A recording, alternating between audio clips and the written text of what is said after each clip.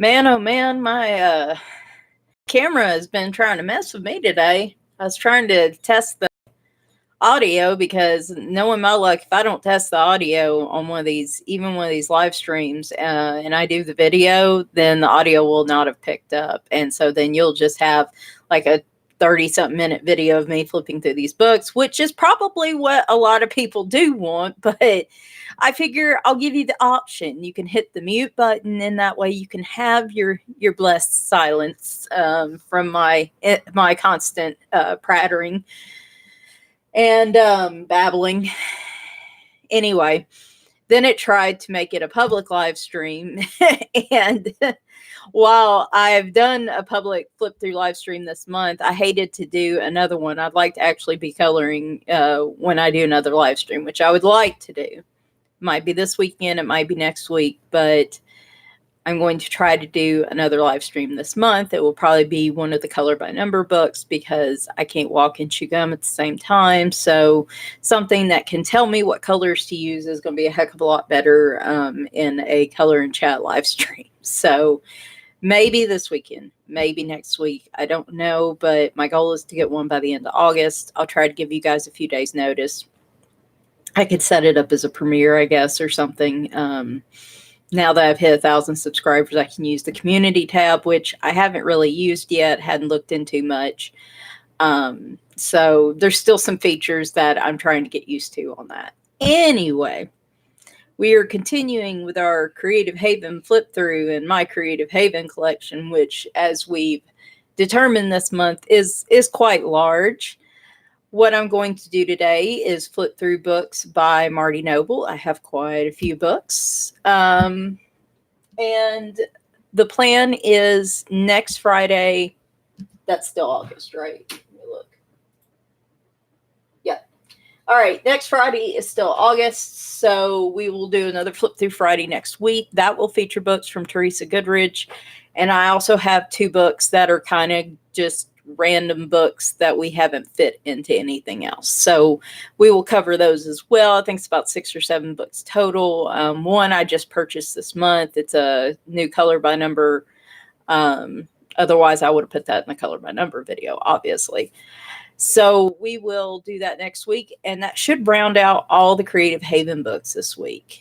If I feel spunky the beginning of next week and want to do another flip through, I might go through some of the Dover Spark books, because Creative Haven month for me is really kind of like a Dover Publications month. So not only am I celebrating Creative Haven books, but I'm also celebrating some of their other books that they publish. So without further ado, as I noted, it is indeed Flip Through Friday. This is pretty much all you've seen of me this month, with the exception of one color and chat. So let's go ahead and get started. These are all books by Marty Noble. So let me go ahead and get my stack going. Oh, the cat sense I'm doing a video. Now I have a stare off between Leroy and Reap Sheep happening. And my spray bottle has been knocked off my desk, probably on purpose for this very moment. Well, if you hear a bunch of squabbling in a minute, then, you've been warned. So first off, we're going to start off with Enchanting Fairy Tale Scenes. And as with all my Creative Haven flip-throughs this month, we're going to go ahead and take a look at the Creative Haven books as a whole right off the bat, so I don't have to repeat myself for every book. Anybody that's familiar with Creative Haven will know all this, because I've said it for like 5 or 6 videos now if you've been watching. But if you're new to the series, this is good information to have. So in terms of size, height, and width, Creative Haven books are what I usually use as a standard of a measurement of an average coloring book. For those to compare it to another well-known book series, if we look at the Hannah Lynn ones, the Hannah Lynn books are just a little bit wider, and I believe just a little bit taller. But I still consider Creative Haven to kind of be your average size coloring book, like an 8.5 by 11. And that's probably not quite the dimensions, but just looking at a standard sheet of printer paper, that would be a good way to get an idea of. Am I right when I say that? Let's make sure. Yes. I think a sheet of printer paper is a little bit wider and a little bit higher. So actually the Hannah Lynn book's probably closer to a true 8.5 by 11. But, you know, we'll just call it good enough, right? Creative Haven books are a series of books by numerous authors that are published by Dover Publications. I enjoy these books because they're all in the same paper, same format. With the exception of the color by numbers, and that's pretty much been the only exception I've seen so far. You get a similar number of images, and everything like that. And so you know what you're getting with these. These are what I call medium quality paper. Some people might disagree, but I find that they take a variety of mediums really well, at least in my experience. I've thrown pretty much everything at them except Neocolors. I haven't done that yet. But I have used watercolor pencils in these before and had good results in ink tints. So, like I said, they're probably medium quality paper. Front of the Creative Haven books usually has their logo info at the top, and then you got your title and your artist. Sometimes they won't have the artist listed here. I'd be curious to know what the criteria is, or if that's just old publications versus new, like what's changed over time. They do have the Creative Haven logo, the last name of the author, the title of the book, and then Dover on the binding of the book, which is really nice when you're trying to sort your coloring book collection like me, and you need to be able to see what's on it on the spines. Your back of the book usually gives you a little blurb, a partially colored or fully colored image from the book, Creative Haven information down here, the artist name, and then usually like your price and your barcode and stuff like that. The Creative Haven books, US dollars, typically run from, I've seen them on clearance and on sale on the Dover and Amazon site, depending on the book. I've seen them as low as $2.50. But on average, they are usually $5.99 US. So I would say on average, especially if you can catch them on a random sale here and there, I would say $4 to $6. Color by numbers being the exception, they are generally closer to $10 unless they're on sale, because they do have more images, and I guess because of the complication of adding the color by number in the ledger and stuff. They are usually a little pricier, but your standard coloring books generally run that price range. In your Creative Haven books, you have what I like to call inspiration pages, which are finished colored pages from the book. You have one on the inside cover, and then usually one on the back cover, like so. Again, color by numbers are a little different here because you'll have a legend and some other stuff. So, and then you'll have your title page and stuff. And we'll get to all that in a minute. These are all Creative Haven books are one-sided as far as I know. So it's one-sided pages. They are perforated for easy removal. And yeah, that is pretty much a good run of the overall Creative Haven series, and what they look like. So now we get to the meat of it all. This is Enchanting Fairy Tale Scenes coloring book by Marty Noble, as we are featuring Marty Noble today. The back blurb, I don't normally read all of these little blurbs, but I'll read a little bit just in case you don't feel like reading it yourself. Bring these storybook scenes from the world's most magical tales. Bring these fanciful illustrations to colorful life. 31 beautiful drawings depict highlights from such timeless tales as Puss in Boots, The Ugly Duckling, Sleeping Beauty, Hansel and Gretel, Cinderella, The Little Mermaid, Rapunzel, Little Red Riding Hood, Rumpelstiltskin, The Princess and the Pea, and many other beloved classics. So then you open it up, you get your inspiration cover and your title page.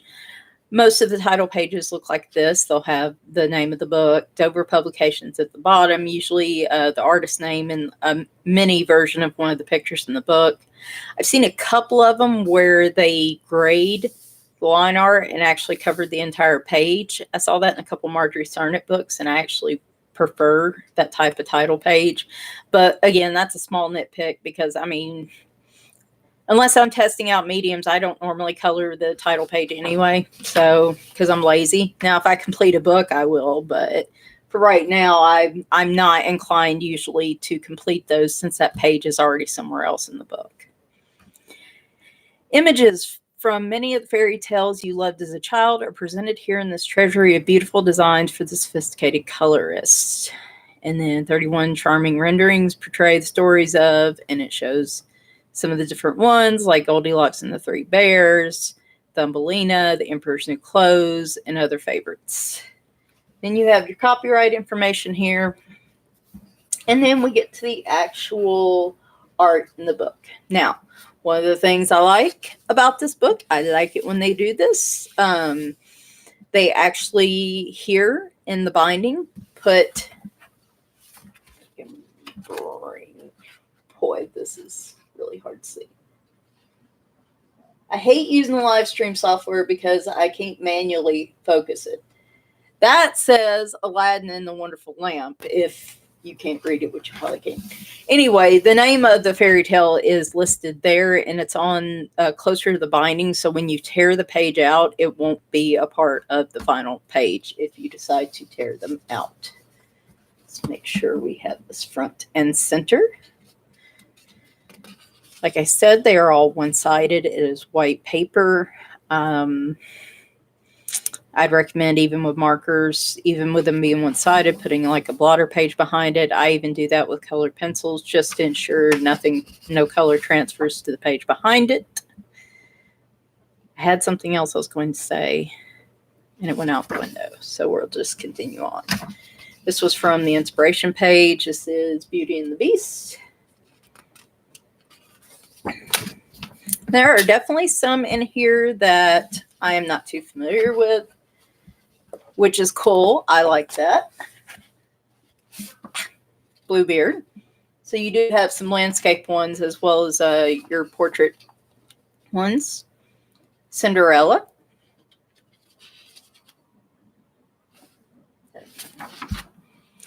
This one is called East of the Sun and West of the Moon. I am not familiar at all with this particular fairy tale. So I'm pretty sure it's not a pink bear. This was partially colored in, I think, on the back cover as part of an inspiration image. But for some reason, when I was flipping through this, and I mean, they're fairy tales, so I'm thinking fantasy. And so I go through here, and for some reason, I wanted the bear to be pink. I just immediately saw this one. I said, I want to do this one. It's going to be a pink bear, though, for sure. So I think I did this one. I know I used Arteza. I think I used Arteza and Black Widow pencils was the combo I used for this. And I love it. This is one of the ones I'm trying not to take. Oh, and I use a black Sharpie on the back. So, and then you can see where that Sharpie's definitely bled through. So, I'm trying not to tear out images anymore, but for the ones that I frame and put up, I think I'm going to take that one out and maybe swap it with my Hannah Lynn Pirate or get another photo frame because I like looking at that one a lot. This is the Emperor's New Clothes. The Firebird and Princess Vasilisa. Oh, goodness. I bet I messed that one up. The Fisherman and His Wife. I have questions about this, but okay. Sure, we'll roll with it. The Frog Prince. This one might be the next one I do in here. I like this one quite a bit. I can never get this straight. This weekend, my goal is to get some organizing done. I've got some new shelf space. I can put some stuff in that I don't use as much, and I can shift some stuff around on my main desk and get my camera to where it's not just crooked all the dabbling time. Goldilocks and the Three Bears. So fingers crossed I have the energy and the want to do that. The Goose Girl. I kind of like the Goose Girl too. So Hansel or Hansel and Gretel. Gretel. Yes. Thought I was just... Never mind. I'm losing my mind today. I'm crazy. Jack and the Beanstalk. The Little Match Girl. The Little Mermaid. And I don't know, I kind of want to do that one too, but I've got a lot of mermaid pages I want to do in the books. Little Red Riding Hood. Again, I just got a Jade Summer book, A Little Red Riding Hood, and I have a lot of those pictures I want to color, so that may not be the next one. I'm still sticking with that, the Frog Prince one, I think. Little Tom Thumb. Though, of course, at the rate I go with completing pages, since I've only done like one page this month, The Nightingale. Who knows when I will get back to this book. The Princess and the Pea. Some of these are a little more familiar than others, which is why I'm reading them off. Depending on where you live, some of these may be more familiar than others. Puss in Boots, depending on what you grew up with. Rapunzel. Rumpelstiltskin.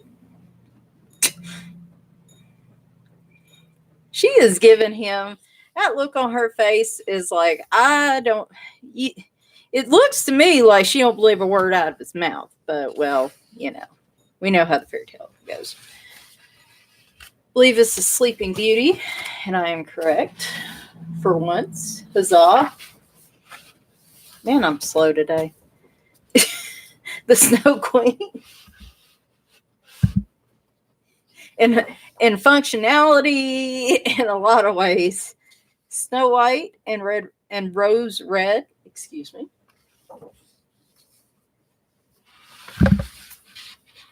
Snow White and the Seven Dwarfs.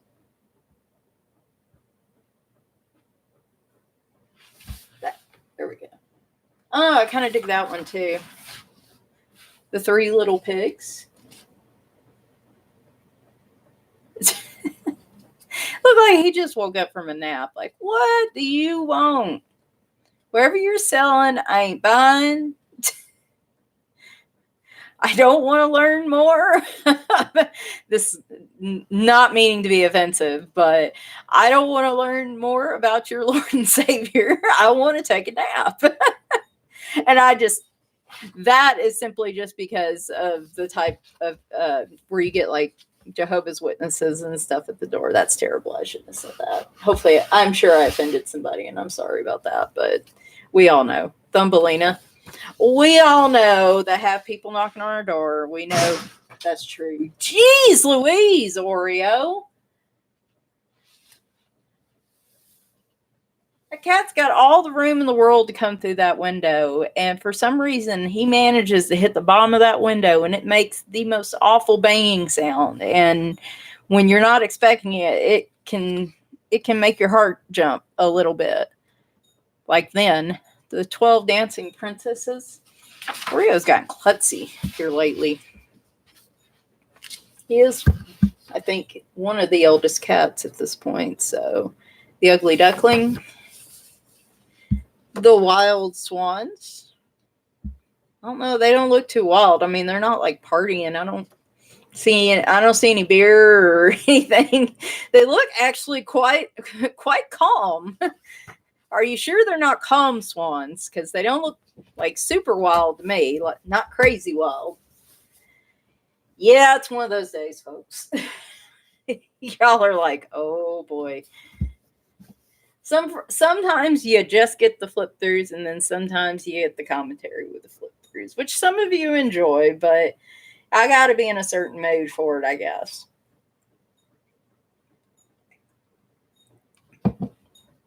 This is one of my newest Creative Haven purchases, the Cats Coloring Book by Marty Noble. I believe this just came out like the past few months, I think. And it's got cats on it, so hello. And I like Marty Noble, so win-win here. These adorable cats await your touch of color. 31 realistic illustrations feature all kinds of felines in a variety of stunning scenes, often accentuated by beautifully decorative borders. Oh, yeah, we're going to stop there.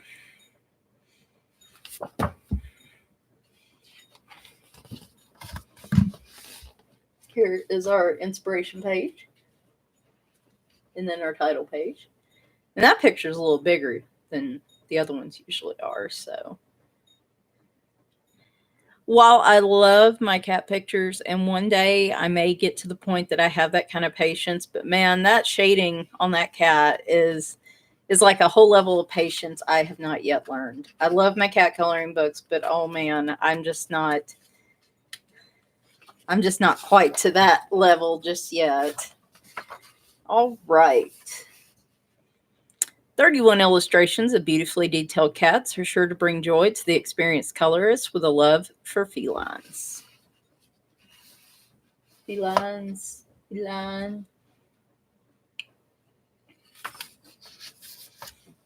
And these do not have any information as far as I can tell. Whoa, wait a minute. No, these are perforated. Okay. For a minute there, I thought this wasn't perforated. And I was like, oh, I'm going to have to call this out. Here we go, cats and birds, that classic combination. But that bird looks. Is the bird looking at the camera? The bird's kind of look like if this was a picture, the bird's looking at the camera like, really? Again. We're doing this again.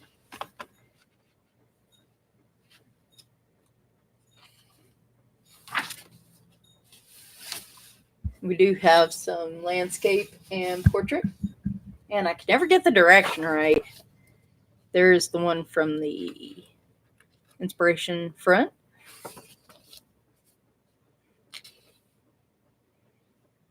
Nice variety. You get some tabbies. You get some solid colors. And of course, you can add in your own shading.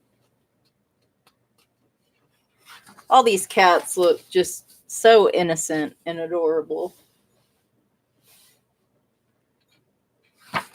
The one with the bird looked a little devious, but most of these are fairly innocent looking cats. That one's eyes are a little shifty, but that one reminds me of Annie. I probably, if I wanted to try shading, I would color that one like Annie, I think.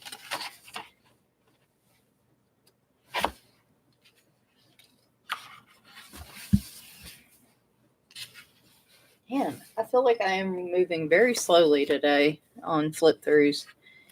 Usually I'm like on the third book by now. Usually. Now those two look like they're about to get in a fight. And that one back there is like, I'm having nothing to do with this. This does not include me.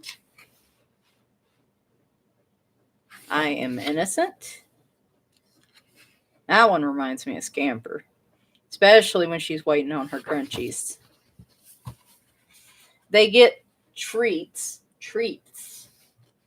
now every day, which is actually cat chow.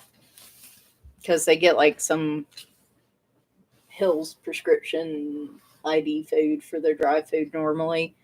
But when I feed the outdoor cats, I give them cat chow. And Scamper has learned that I give out something different. And to them, it is junk food. So when I go to get my meow mix for the outdoor cats, I have to spread out a little bit for the indoor cats. Especially so Scamper can get her crunchies. And she will annoy the heck out of you all day long for those crunchies. She is a pretty antisocial cat most of the time. She tends to like men more than women. I've noticed that. Not really sure why. She showed up as a kitten. Got treated the same as everybody else. I don't know why, but if she had her pick of someone to pet on her and love her, she would go to Brent instead of me.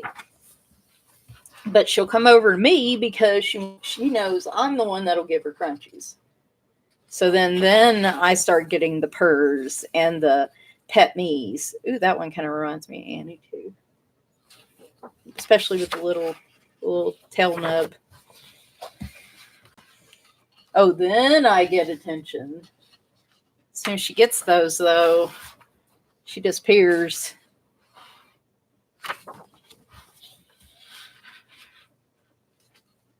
Now, that cat looks like it's about to make a meal out of that butterfly.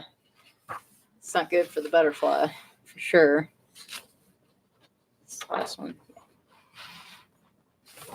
And then here is the back cover page. That was cats. Next up, after a sip of coffee. There we go. We have the Winter Scenes coloring book. Especially right now, if you are still dealing with the heat of summer, this might be a good way to get away from that for a while. 31 charming winter scenes will warm the hearts of serious colorists. All original designs include young children gazing out of frosty windows and building snowmen, lovely snow-covered villages, wild animals roaming icy landscapes, horse-drawn sleds, and more.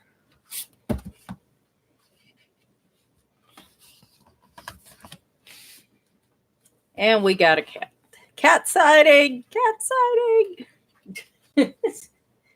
If I made a big deal of that every time on this channel, like that's all we would do. Like we'd have like air horns and confetti and everything. Like that would be all my videos would be just air horns and confetti, which is probably somewhere on YouTube, I'm sure, in more than one place if that's your thing. But that's, yeah, we're not going to get excited over cats here because that's pretty much my life is cats. So I'm a constant air. You'd think my life would be constant air horns and confetti. Alas, it is not. The title page. Air horns and confetti. Oh boy. The winter season brings joy and ethereal, hopefully I'm saying that right, beauty to the world. This gallery of winter scenes depicts pristine snow-covered villages, panoramic landscapes, and exuberant children bundled up in scarves and gloves to play in the snow.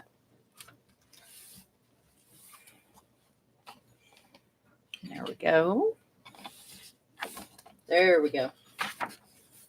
It throws me off when I'm having to flip it back and forth. You wouldn't think I have to go that far, but yet it still manages to throw me off. Maybe I can do a better job this time.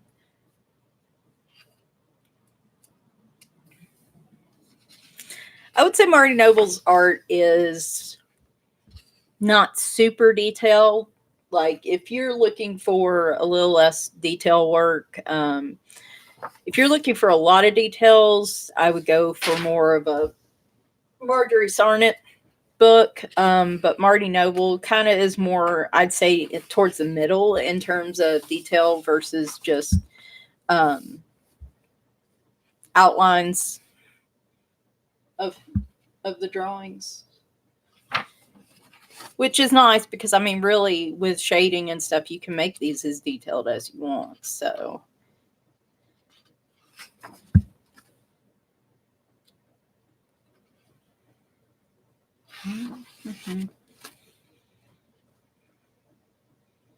I just can't even imagine that much snow. Like, that just does not compute. And we all see I have this page marked, of course. It's a cat in a window. I did that for a Winter Wonderland color along last year, or last winter. I guess that would make sense if I did another one for this winter. And of course we have this one marked.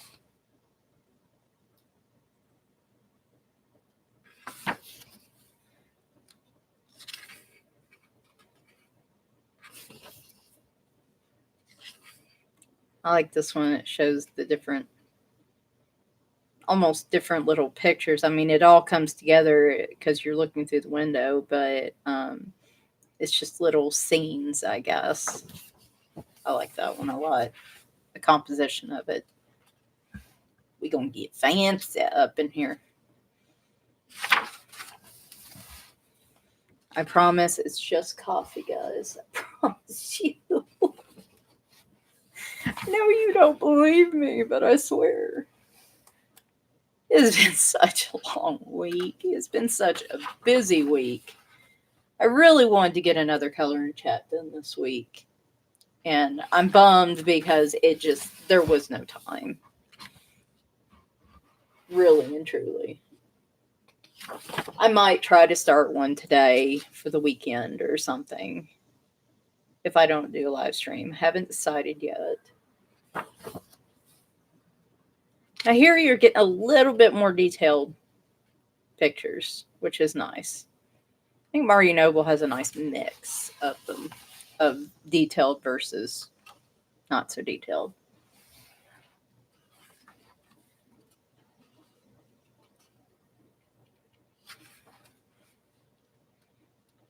Get you some rabbits. Get that one marked too.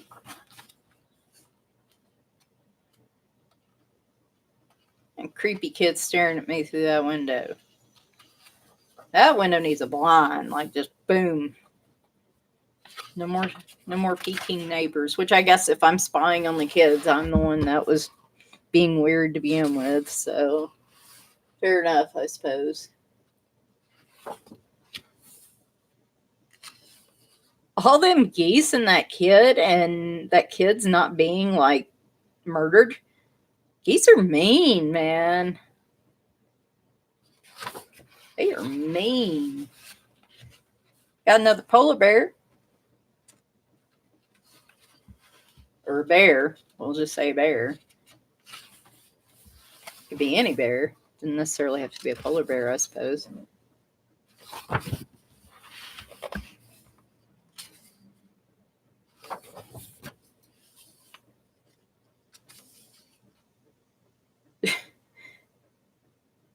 I'm not sure if she's happy he's chasing her or she's terrified. That's a little ominous. Man, I have a dark sense of humor today. Marty Noble also does mandalas, just to make sure. Yep. So we have a nature mandalas coloring book. I got this one. It looks like I got this one at Ollie's for $1.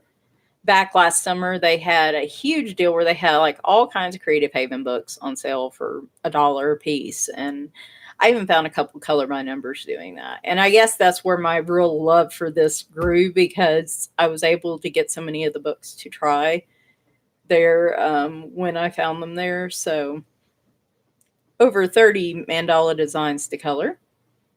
An appealing and unique combination of mandala patterns and organic imagery offer hours of imaginative coloring. This one doesn't actually have the artist on it. The cover got a little bit. It looks like. Yeah, it looks like I was testing. It looks like gel pen. Yeah, it looks like some kind of gel pen. And as you can see, it does shadow through a little bit. So keep that in mind. There's your title page. Note, mandalas are symmetrical designs that represent the universe and are used as a tool in meditation by many cultures. They are carefully constructed in form and color to bring enlightenment to the viewer. So this was published in 2012.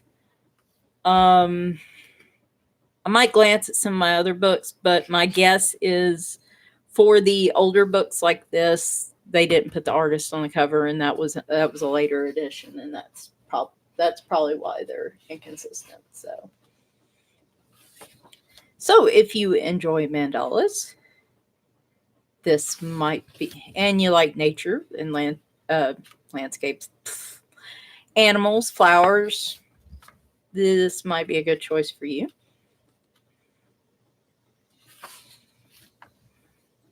I would put these around medium level of complexity for me. You could do a lot or a little with them. It's, as usual, art, the flexible line art is what I like to call it. Here you can do these in a solid color, or you could do a blend if you wanted to.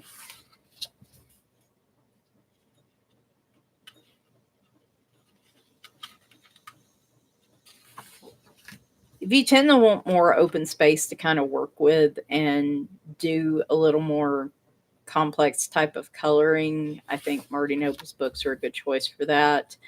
But if you also like straight coloring, I think these work well too.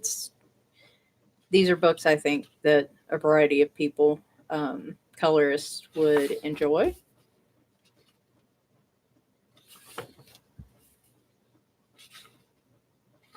I don't think I've colored any in here yet. Mandalas and I have an interesting, I don't know. Oh, I did some testing, looks like.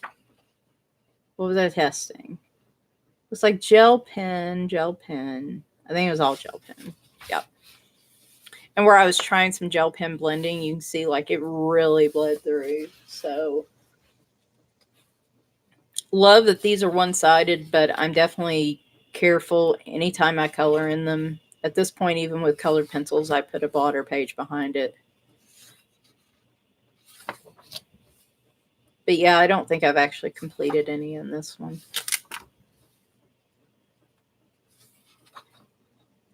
I need to remember where I have these tester pages, so if I want to test mediums later on, it's nice because I can grab this book and test on that page, and I should get the same results here that I would on any other Creative Haven book. So that's why the consistent paper quality is nice. I don't have to test in every single book.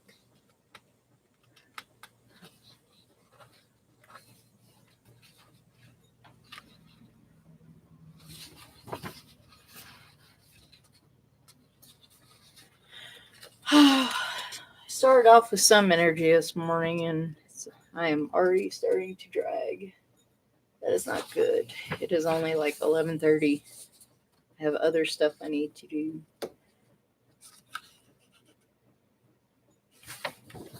Might not be starting that coloring chat today.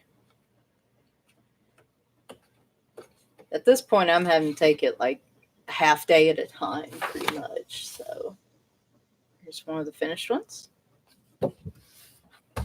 Nature Mandalas. And finally, one of my favorites,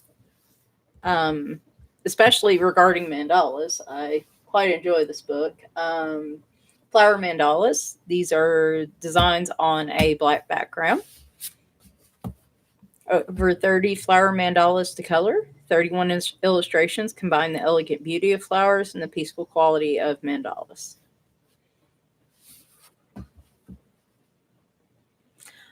I have a couple copies of this one. This one's a little weird. I think I'm going to have to like take some from one book and put them in another. I don't know what I was doing when I bought multiples of these. I think because they were like only, this one was at Ollie's and there were quite a few copies of it. And I think I picked up a couple. I was going to use one for testing and reviews, and yeah, it's all gotten confused now. So this is the one that I know I just actively color in. So, but it may not be the only one. I know I'm terrible. Inspiration page, title page. Mandalas are symmetrical designs that represent the universe and are used as a tool in meditation by many cultures. These carefully constructed patterns bring enlightenment to the viewer. And this was 2016, and Marty Noble's name's on the front. So I think it has to do with when they were published, probably. So all of these have the black background to them, which I really enjoy.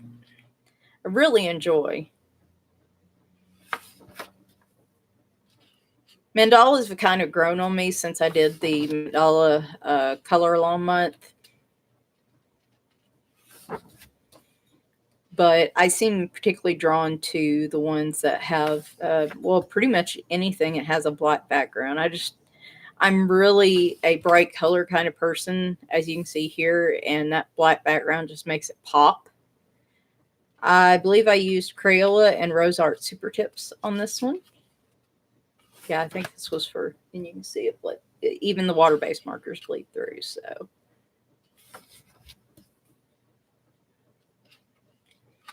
Like, I've used this as a tester page in one of the other copies.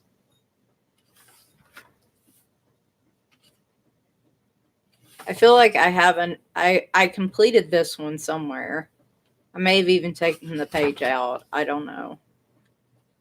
I might just go through this one and just go ahead and complete it for itself. I don't know why I'm particularly drawn to these designs. Like I said, part of it I think is the black background.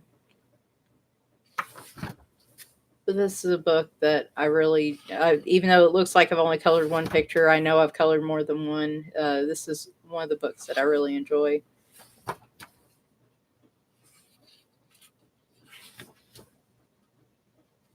Well, come on, Michelle.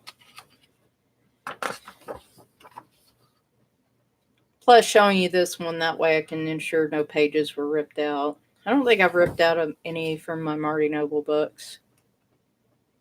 I may have done it with the other Flower Mandala book, but not this copy. I used to tear pictures out a lot last year, and then this year I tend to want to leave them in books because it's just easier to keep up with them that way.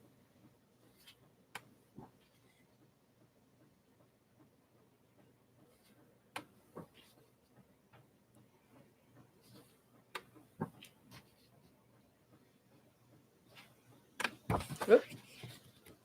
Almost missed one. And here is the back cover. All right, so yep, today was Marty Noble Day on here, as you can see. Like I said, we will probably do one more flip-thru Friday next Friday with Teresa Goodrich and the two other books that didn't really fit anywhere. I probably should have done those at the beginning of the month, and I didn't have one of them then. So anyway, we're going to do that. That should close out the Creative Haven collection. If I can get the Dover Spark books in, I will. But if not, I'll just save those for another flip through. Hope you guys enjoyed, as always. And bye for now.